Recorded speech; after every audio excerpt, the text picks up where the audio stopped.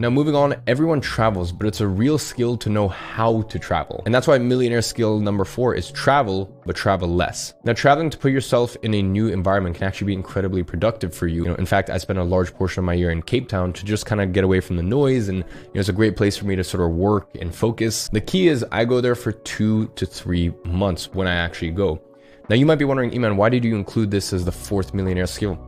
And that's because I've seen something that really trips people up. And it's not when they first start, it's when they make their first 100,000 or 200,000 or 300,000.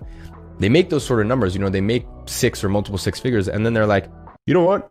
This is cool, but I could be traveling and doing this, and they start traveling around the world, and they're flying every 2 weeks or 3 weeks, and they're sort of nomading, and they have to constantly adjust their new environments. They have to find a gym. They have to find, restaurants that they like. They have to, find the local supermarket that they like, There's just so much instability in their life. And as I said, I found that digital nomading really caps out people. Here's the thing. If you want to make 100K a year or maybe even 200K a year, that's awesome. Then, for sure, do your digital nomad thing. And I think if I was digital nomading right now, it would work. But that's because I've had my main business, my advertising agency for 6 years at this point. So I've learned how to build systems and stuff like that. But for someone who's just starting out, as I said, it's really important to have that stability of, environment, and just having your environment optimized. So traveling is fine. Everyone needs to travel.